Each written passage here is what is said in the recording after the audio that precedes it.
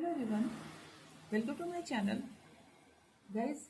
आज एक message channel हो रहा है, काफ़ी देर से मेरे माइंड में डाउनलोड हो रहा है कि मेरे कुछ व्यूअर्स ने शक्तियों का आवाहन किया है। पूजा पाठ में काफ़ी इंटरेस्ट मेरे जो व्यूअर्स रखते हैं और मैं लाइव में भी बोलती रहती हूँ उनसे अनुष्ठान तरह तरह के करने के लिए। तो उससे प्रेरित होकर प्लस कुछ व्यूवर्स उनके अपने आप उनके माइंड में ये आया है कि वो शक्तियों का आवाहन करें, ईश्वर को पुकारें अपनी लाइफ में ब्लेसिंग्स प्राप्त करने के लिए। तो गाइज आज मैं ये देखना चाहूँगी कि क्योंकि मुझे ऐसा महसूस हो रहा है कि मेरे व्यूवर्स ने काफ़ी मेहनत की है प्रभु को मनाने में, काफ़ी उन्होंने अपना मनसा वाचा और कर्म से बहुत तन्मयता से ईश्वर को पुकारा है। तो वो शक्तियाँ जो है मेरे व्यूवर्स को सिद्ध हो पाई हैं या नहीं, ये मैं आज के रीडिंग में देखूंगी। ओके गाइज, तो आज का जो वीडियो है गाइज वो काफ़ी इम्पोर्टेंट होने वाला है और आप थोड़ा सा अटेंशन ज़्यादा दीजिएगा इस वीडियो में, क्योंकि ये एनर्जी से संबंधित है, आपकी स्पिरिचुअलिटी से संबंधित है। तो इसलिए थोड़ा सा आप ध्यान देने की कोशिश कीजिएगा। और ये जो रीडिंग होने वाली है आपके लिए ये टाइमलेस है, आप जब भी इसे देखेंगे ये आपसे रेजोनेट कर सकती है। और कलेक्टिव रीडिंग है, इसलिए ऐसा भी हो सकता है कि सबकी रीडिंग, सबकी एनर्जीज इस रीडिंग में ना आने पाए। तो जितना आपसे रेजोनेट होती है उतना आप रखिए, बाकी को आप जाने दीजिए, वो किसी और की होगी। ठीक है, तो चलिए देखते हैं कि आपने जिन शक्तियों का आवाहन किया था अपनी लाइफ के बेटरमेंट के लिए, तो क्या वो शक्तियाँ आप जागृत कर पाए हैं? एंजल प्लीज मुझे बताने की कृपा कीजिए। मेरे व्यूवर्स जो अपने आराध्य देव को प्रसन्न करने के लिए मनसा वाचा और कर्म से ईश्वर की शरणागत हुए हैं, तो क्या उन्हें उन शक्तियों का सहारा मिल गया है? क्या मेरे व्यूवर्स उन शक्तियों का अनुग्रह प्राप्त करने में सफल हो पाए हैं? तो चलिए देखते हैं, कार्ड्स निकालते हैं। पहला जो कार्ड आया है वो है the star,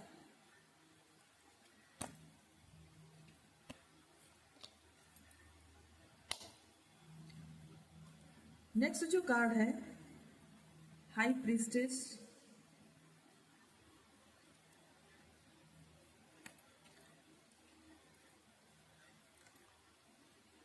S of wands. Guys यहाँ पर कार्ड्स जो आए हैं वो ये बता रहे हैं कि आपने बड़ी ही लगन से, बड़ी ही तन्मयता से ईश्वर को पुकारा है, बड़ी ही अंतरात्मा से, बड़े मन से, बड़ी लगन से, एक निष्ठ होकर, पवित्र भाव रखते हुए आपने ईश्वर जिन पर आप भरोसा करते हैं, जिन पर आप विश्वास रखते हैं, जिनकी आप आराधना करते हैं, उन्हें आपने पुकारा है और उन्होंने आपकी पुकार सुनी हुई भी है। मेरे कुछ व्यूवर्स तो इतना ज़्यादा सफलता प्राप्त कर चुके हैं अपने इस स्पिरिचुअलिटी मिशन में कि उन्हें कुछ कुछ अनुभव भी होने लगा है। कुछ लोगों को, जैसे कि कुछ लोगों को कभी कभी रोंगटे खड़े हो जाना, एकदम से बात करते करते सिरहन सा होना, एकदम से किसी बात का दिमाग में क्लिक हो जाना है और फिर वही चीज जो है वो सच भी हो जाती है। कुछ ऐसी बात बोल जाना जो एकदम से बाद में वो चीज सच निकल जाती है। इस तरह के अनुभव भी उन्हें प्राप्त हो रहे हैं। कुछ व्यूवर्स जो काफ़ी ज़्यादा एडवांस स्टेज पर पहुंच गए हैं अपनी स्पिरिचुअलिटी अध्ययन में, ईश्वर की शरण में रहते हुए, काफी कुछ उन्होंने ज्ञान प्राप्त कर लिया है और अपने ज्ञान को उन्हें होल्ड करके रखना है। जिन भी व्यूवर्स को इस दिशा में पॉजिटिव रिजल्ट्स मिल रहे हैं, उन्हें यह महसूस हो रहा है कि ईश्वर का सानिध्य, ईश्वर का समीप्य उन्हें प्राप्त हो रहा है, तो प्लीज आप ये बात अपने ही पास तक रखिए और औरों को ना उजागर कीजिए, क्योंकि ये जो चीजें होती हैं, इसको इनके भी कुछ नियम होते हैं, कुछ कानून होते हैं। जो भी स्पिरिचुअलिटी की राह में चलता है, उसको कुछ उससे संबंधित नियमों का पालन करना होता है कि जैसे जो भी अनुभव हो रहे हैं, आपको एक्सपीरियंस हो रहे हैं अपने अनुष्ठान के दौरान, उसे आप जग जाहिर न करें, सबको न बताएं जो भी स्पेशल अनुभव आपको हो रहे हैं, क्योंकि यही नियम है शक्तियों का। यही नियम है कि आप उनकी शरण में गए हैं, आपने मनसा वाचा और कर्म से उन्हें मनाने की अपनी सर्वोच्च सब कुछ लगा दिया, सर्वोच्च स्तर पर आपने काम किया है, बहुत डेडिकेशन से आपने उन्हें मनाया है।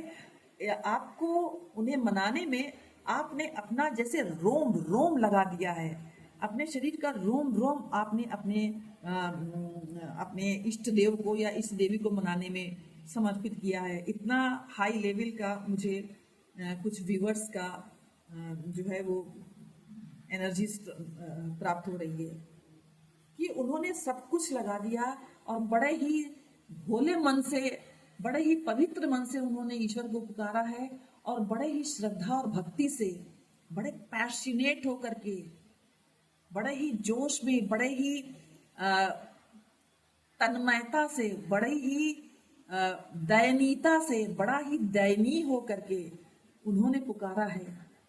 और प्रभु तो सिर्फ और सिर्फ आप जानते हैं कि भावना के भूखे होते हैं। जहाँ पर वो देखते हैं कि उनके बच्चे कष्ट में हैं, तकलीफ में हैं, तो प्रभु रह ही नहीं पाते हैं, प्रभु भागे आते हैं, उनका सिंहासन डोलने लगता है, वो अपने आप को रोक ही नहीं सकते। आप जिस भी इष्ट देव की आराधना कर रहे हैं, वो आपको उनका प्रेम, उनका सहयोग, उनका प्रोटेक्शन मिलना ही मिलना है। उनकी कृपा दृष्टि आपको प्राप्त होगी ही होगी। आपके जीवन से हर्डल्स को, संघर्ष को, विपत्तियों को हर हाल में जाना ही पड़ता है, हर हाल में उन्हें जाना होगा। ओके गाइस, तो यहाँ पर मेरे जो व्यूअर्स हैं वो कुछ इस प्रकार के हैं कि उन्होंने काफी कुछ अपना न्यौछावर कर दिया है, केवल अपना अमूल्य समय और अपनी बहुमूल्य भावनाएं ही समर्पित नहीं की है, उन्होंने सब कुछ सरेंडर कर दिया है कि प्रभु अब आप संभालो, मैं आपकी शरण में आया हूँ या आपकी शरण में आई हूँ, अब आप ही मेरा बेड़ा पार लगाओ। तो इस प्रकार से जब भगवान की शरण में कोई जाता है, देखा, इस तो प्रभु अपने भक्त को कभी अपने द्वार से खाली हाथ नहीं लौटाते।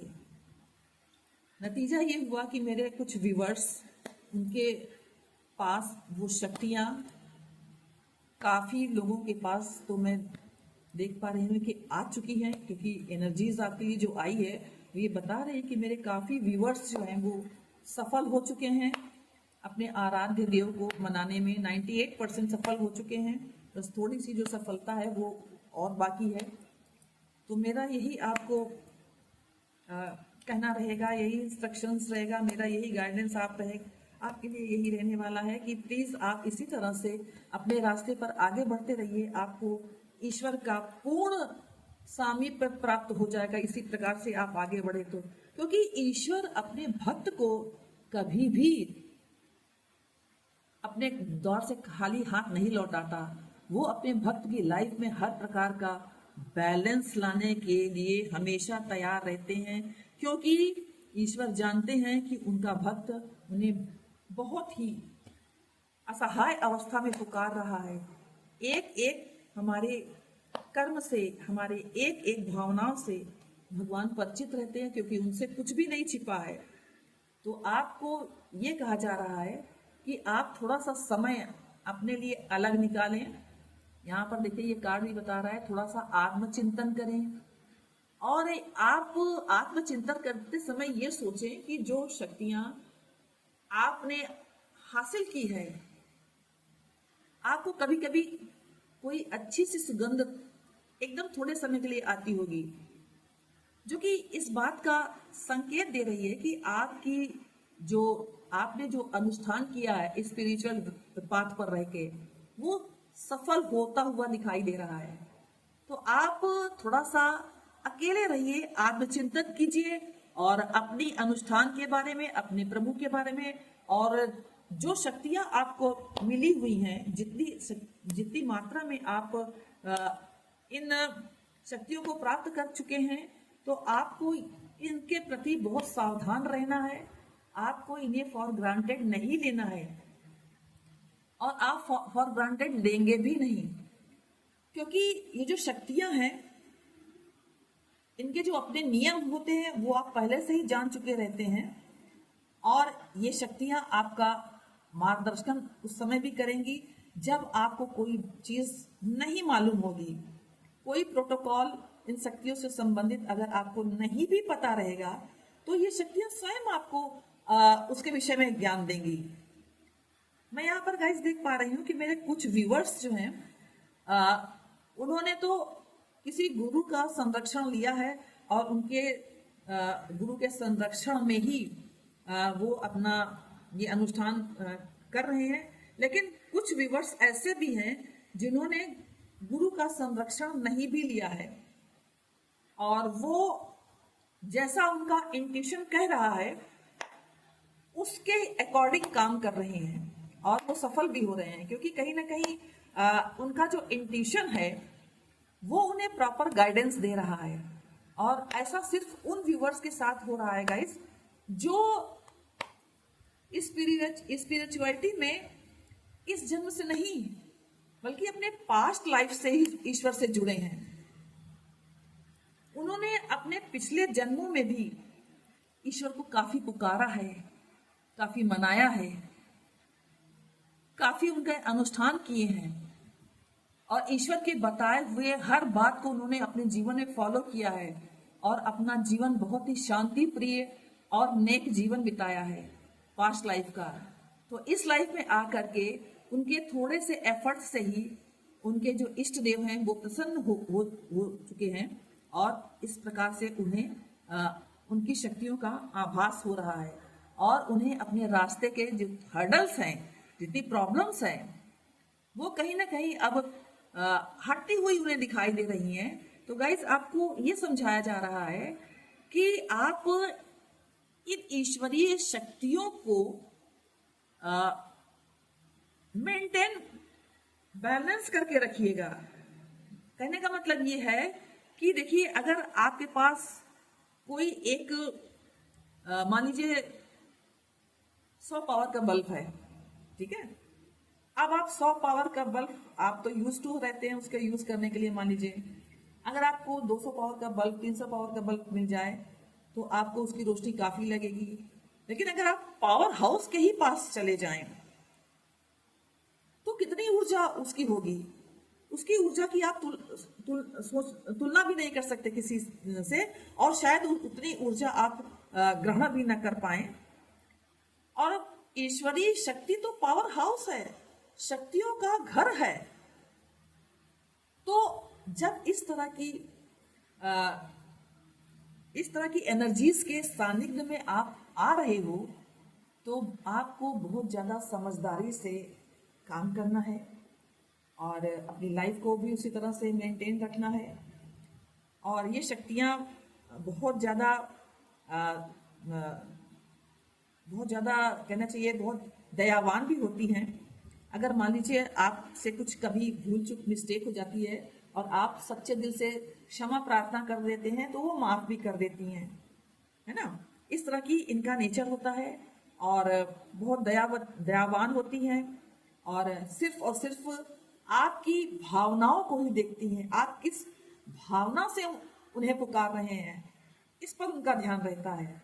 मान लीजिए अगर आपको आपसे किसी भूल चूक के कारण कुछ गलतियां कभी हो जाती है, तो अगर आप सच्चे मन से उनसे माफी मांग लें तो वो क्षमा भी कर देती हैं, क्योंकि वो बहुत क्षमावान है, बहुत दानवीर है, बहुत क्षमाशील है।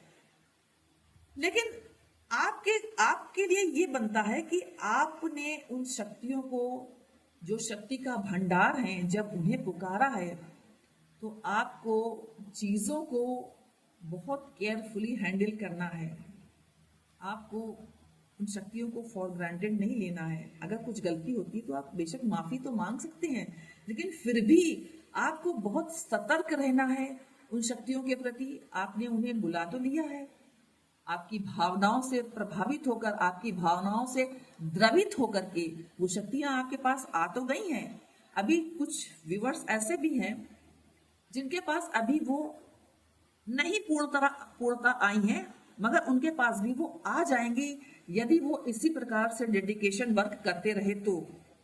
उनके आने की पूरी संभावना मुझे दिखाई दे रही है कि वो मेरे व्यूअर्स की लाइफ में जरूर आएंगी, क्योंकि वो भी काफी मन से उन्हें पुकार रहे हैं। और चूंकि कुछ व्यूअर्स जो कि पास्ट लाइफ से ही उनका कनेक्शन उन शक्तियों से था, तो इसलिए इस लाइफ में भी वे व्यूअर्स उन्हीं शक्तियों के प्रति आकृष्ट हुए और उन्हीं की उपासना वो फिर से करने लगे। नतीजा ये हुआ कि उन्हें जल्दी सफलता मिल पाई, क्योंकि वो पास्ट लाइफ से ही उनके कनेक्शन में थे और उनका कनेक्शन जल्दी उन्हें फील होने लगा। बाकी व्यूवर्स को भी फील होने लगेगा कनेक्शन अपने इष्ट देव से, अगर इसी तरह से वो डेडिकेशन वर्क से उन्हें पुकारते रहे तो।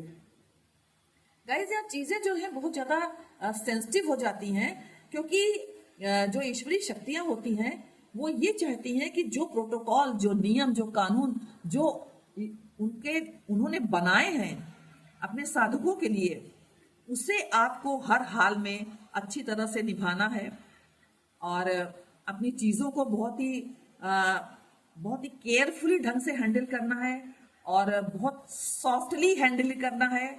और ज्यादा किसी के साथ आपको अपनी शक्तियों के बारे में ओपन अप नहीं होना है। हर किसी से अपनी शक्तियों के बारे में जिक्र नहीं करना है, क्योंकि ये सब चीजें जो सुपरनेचुरल पावर्स होती हैं उन्हें ये सब चीज बिल्कुल पसंद नहीं है। बस वो ये चाहती हैं कि आप सच्चे मन से उन्हें पुकारो और जो कुछ नियम कानून उन्होंने बनाए हैं उसे आप फॉलो करो। आप वो सबसे जा करके अपने इस अचीवमेंट का गुणगान न करो, क्योंकि ये सब चीजें इन सुपरनेचुरल पावर्स को बिल्कुल पसंद नहीं है। वो नहीं चाहती कि जो सुविधाएं, जो ब्लेसिंग्स उन्होंने आपके ऊपर दया करके की है, उसे आप हर एक के पास जाकर के उजागर न करें। ये उन्हें बिल्कुल पसंद नहीं है। और उन्होंने आपके प्रेम के वशीभूत होकर के आपके रास्ते में आने वाले सारे हर्डल्स को हटाए हैं। आपके प्रति वो द्रवित हुई हैं। आपको उन्होंने अपना संरक्षण प्रदान करने का विचार बनाया, प्रोटेक्शन आपकी लाइफ में देने का विचार किया, सारे हर्डल्स हटाने का विचार किया। तो आपका भी ये फर्ज बनता है कि आप उन नियम को, उन कानून को, उन प्रोटोकॉल्स को सहर्ष मानो जो कुछ भी उन्होंने बनाया है, ताकि आप उनको मेंटेन कर सकें। ओके गाइस, देखिए शक्तियों को बुलाना एक बात होती है और फिर उन्हें मेंटेन करना, शक्तियों के हिसाब से स्वयं को ढालना, स्वयं को रखना, ताकि वो शक्तियां आपके साथ जीवन भर आपके साथ रहे, अपना आशीर्वाद दें, अपनी ब्लेसिंग्स आपके साथ रखें, आपके परिवार के साथ रखें, आपके अपनों के साथ रखें, ताकि आपके साथ साथ आपके अपनों का कल्याण हो, आपके समाज का कल्याण हो। ये सारी चीजें शक्तियां चाहती हैं और इसीलिए वो आपके रास्ते के सारे हर्डल्स हटाती हैं, सारे संघर्ष को खत्म कर देती हैं। संघर्ष चाहे आपके पास्ट कर्मास की वजह से आया हो, पास्ट का अकाउंट अगर आपका कुछ गड़बड़ है, उसकी वजह से आपके लाइफ में हर्डल्स आई हो या किसी अन्य वजह से आई हो, अभी मैं उसका जिक्र बाद में करूंगी, वो सब तरीके के हर्डल्स हटाने में समर्थ होती हैं। और हर्डल्स के सामने, संघर्षों के सामने वो एक बैरियर बना देती हैं। आपके इर्द गिर्द वो एक प्रोटेक्शन की लेयर डेवलप कर देती हैं। उसको भेद पाना किसी भी नेगेटिव शक्ति के बस में नहीं होता। किसी की हिम्मत नहीं कि उन्होंने जो प्रोटेक्शन लेयर आपके इर्द गिर्द बनाई है उसको भेद करके कोई आप तक पहुंच सके, इतना वो आपको ब्लेसिंग देंगी ये जो शक्तियां हैं। ओके गाइस, तो आप ये ध्यान रखिएगा, बहुत आप अपने आप को भाग्यवान समझिए कि आपको उनका अनुग्रह प्राप्त हुआ है, उनकी कृपा दृष्टि प्राप्त हुई है। पूरा का पूरा आपका वो जीवन जो है वो ट्रांसफॉर्म करके रख देंगी। आप इतना चमकेंगे अपने भविष्य में कि लोग आपको पहचान भी नहीं पाएंगे, इतना आपको चमका देंगी ये शक्तियां। गाइस, आप गाइस मैं ये देखूंगी कि आप इन शक्तियों के प्रति आकर्षित कैसे हुए, क्या कारण है जो आप इन शक्तियों के संपर्क में गए या इन शक्तियों को आपने मनाना शुरू किया, क्या कारण है, किस वजह से आप गए। तो गाइस, पहला जो कारण ये दिखाई दे रहा है कि आप अपने इर्द गिर्द दुष्ट लोगों से घिरे थे, जो कि आपको हर समय हर दृष्टि से परेशान करने की नीयत रखते थे। आपका खाना पीना सोना जागना सब कुछ उन्होंने, जिसे कहना चाहिए सब कुछ उन्होंने दुश्वार कर रखा था।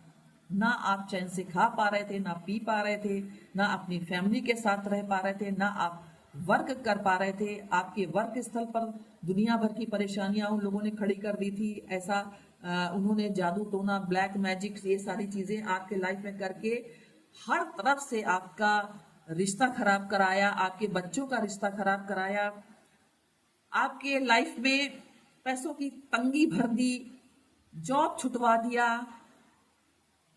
क्या नहीं किया उन्होंने आपके लिए, इतना कुछ आपके जीवन में दुखों का पहाड़ ला करके खड़ा कर दिया कि आपको कहीं कोई रास्ता ही नहीं दिखाई पड़ा। बजाय इसके कि आप स्वयं को ईश्वर की शरण में दें, ईश्वर की शरण में स्वयं को जाने के लिए प्रेरित करें और ईश्वर की ही कृपा से आप उससे बाहर निकल जाएं। ये सारी सोच रखने के बाद आपने दृढ़ निश्चय किया कि आप हर हाल में प्रभु की शरण में जाएंगे और स्वयं को सरेंडर करेंगे। प्रभु ही आपको, आपके जो इर्द गिर्द जो दो मुंह वाले लोग हैं, जो आपके मुंह पर तो इस तरह से बिहेव करते हैं जैसे आपसे बढ़ के कोई हितैषी ही ना हो उनका, मगर पीठ पीछे वही लोग आपको डसने की पूरी तैयारी करे रहते हैं।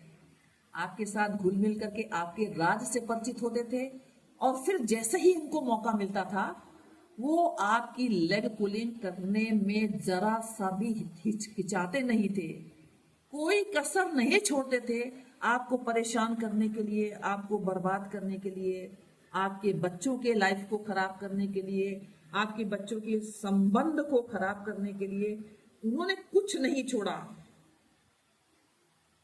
ऐसे समय में आपने सोचा कि आपको सिर्फ और सिर्फ प्रभु ही बचा सकते हैं, क्योंकि वही अपना प्रोटेक्शन आपको दे सकते हैं, वही आपकी नाव को पार लगा सकते हैं, वही एक अपना कहना चाहिए कि एक संहारक अस्त्र लेकर के आपकी रक्षा इन दुष्टों से कर पाएंगे। और इसीलिए आपने अपना मन बनाया कि आपको हर हाल में ईश्वर की शरण में जाना चाहिए और वही आपको रास्ता दिखाएंगे कि आगे आपका जीवन, आपके परिवार वालों का जीवन, आपके बच्चों का जीवन, आपके अपनों का जीवन कैसे अच्छा हो सकता है, कैसे इन सब के लाइफ में ट्रांसफॉर्मेशन आ सकता है, आपके बच्चे सुखपूर्वक रह सकते हैं, आपके बच्चे अच्छी तरह से अपनी फैमिली लाइफ बिता सकते हैं, आपके बच्चों की लाइफ कैसे आगे बढ़ सकती है, उनके जॉब की प्रॉब्लम कैसे सॉल्व हो सकती है, हर तरह की जो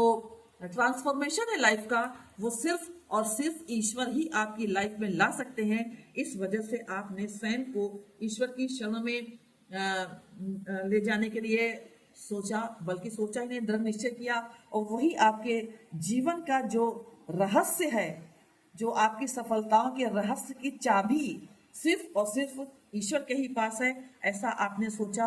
और फिर आपने यही सोच करके कि मुझे ईश्वर की ब्लेसिंग चाहिए, उन्हीं की ब्लेसिंग मुझे अपनी लाइफ में हर प्रकार के स्टेबिलिटी और अबंडेंस देने में मदद कर सकती है, इसीलिए आपने ईश्वर के चरणों का सहारा लेना ही अपने लिए अच्छा समझा, सर्वश्रेष्ठ समझा। और फिर आपने बिल्कुल सही समझा, आप बिल्कुल सही राह पर गए और ईश्वर ने आपकी पुकार सुनी। मेरे अधिकतर व्यूवर्स जिनकी पुकार ईश्वर ने सुनी है, वो इस जन्म से नहीं, अपने पास्ट लाइफ से ईश्वर के साथ जुड़े हुए हैं, और इस वजह से ही ईश्वर का सानिध्य, ईश्वर की कृपा उन्हें इतनी जल्दी प्राप्त हो गई है। अब गाइस मैं ये देखूंगी कि आपने, यानी मेरे व्यूवर्स ने किस ईश्वर की आराधना की। ओके गाइस, तो चलिए देखते हैं कि मुझे बताने की कृपा कीजिए, मेरे व्यूवर्स ने कौन से ईश्वर की आराधना की। तो गाइस यहाँ पर जो कार्ड आया है वो भद्रकाली माता का आया है।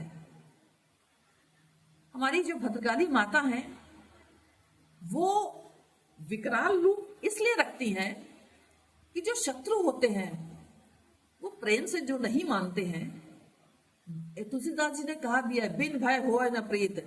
जब तक भय न दिखाया जाए तब तक कुछ लोग रास्ते पे नहीं आते। जो लोग लात के आदि रहते हैं वो बात से नहीं मानते हैं, एक कहावत भी है इससे संबंधित। तो इसीलिए माता को, ऐसे माता मेरी बहुत सौंदर्यमयी है, बहुत खूबसूरत है मेरी माता, लेकिन जब उन्होंने शत्रुओं का संहार करना होता है तो अपने इसी विकराल वेश को धारण करती हैं शत्रुओं का संहार करने के लिए। अपने भक्त के जीवन की रक्षा करने के लिए ही माता भद्रकाली ने विकराल रूप धारण किया था, अन्यथा मेरी माता बहुत सौंदर्यमयी हैं। ओके गाइस, चलिए देखते हैं और मेरे व्यूवर्स ने अपने कौन से इष्ट देव को पुकारा है जो इतनी जल्दी मेरे व्यूवर्स की लाइफ में मेरे प्रभु की ब्लेसिंग्स आ गई है। और आपको मेरी माता, आपको मेरा नमन है, बारंबार नमन है। तो गाइज यहाँ पर जो अगला कार्ड आया है वो ये बता रहा है कि मेरे कुछ व्यूवर्स ने माता बगलामुखी की आराधना की है, क्योंकि उनके जीवन में शत्रुओं ने इतना आतंक मचा रखा था, इतना परेशान उन्हें कर डाला था, इतना हताश निराश, इतना उनकी जिंदगी एकदम हेल बना करके रख दिया था, नर्क बना करके रख दिया था।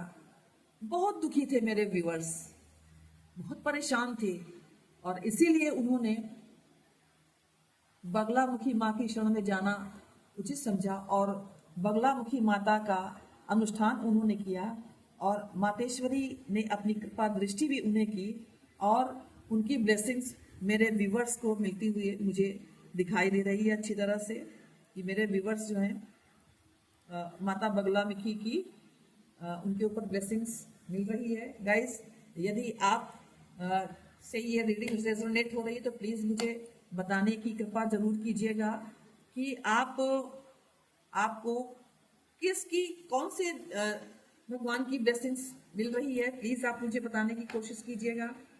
और मेरे व्यूवर्स को कौन सी माता या कौन से इष्ट देव की उन्हें ब्लेसिंग्स मिल रही है, चलिए देखते हैं। तो यहाँ पर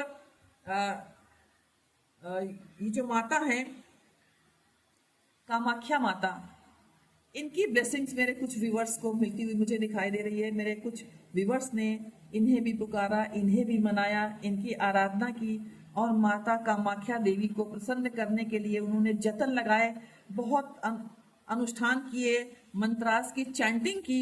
नतीजा ये हुआ कि मेरी भोली माता अपने बच्चों के अपने प्रार्थना से द्रवित हो गई और उन्होंने मेरे व्यूवर्स को अपनी ब्लेसिंग्स देना स्वीकार कर लिया। तो गाइज मुझे आप कमेंट्स में बताने की कोशिश कीजिएगा कि क्या आप इन माताओं की शरण में हैं, आपने इनकी ब्लेसिंग्स अपने लाइफ में पाई है, या आप इनकी आराधना कर रहे हैं? क्योंकि मुझे तो यही एनर्जीज प्राप्त हो रही है। और देखती हूँ मेरे व्यूवर्स और कौन से भगवान की आराधना कर रहे हैं।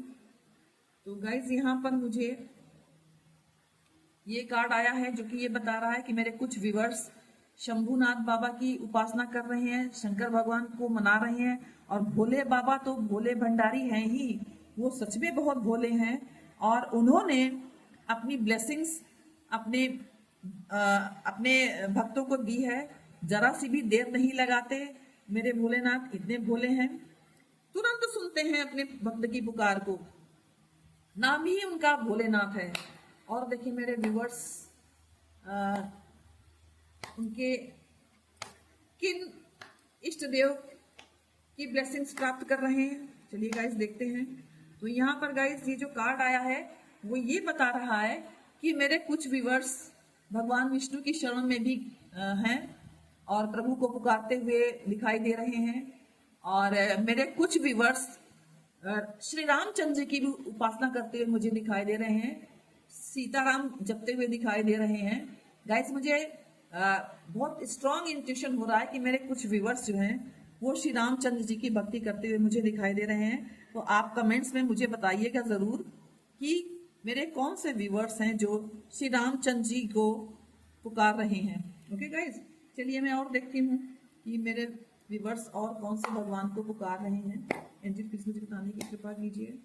तो यहाँ पर गाइस जो कार्ड आया है वो कृष्ण भगवान का है, जो कि ये बता रहा है कि मेरे कुछ व्यूवर्स कान्हा जी को भी पुकार रहे हैं और मेरे कान्हा जी अपने भक्त की बात सुन रहे हैं और अपने भक्त के लाइफ को अपनी ब्लेसिंग से नवाज रहे हैं।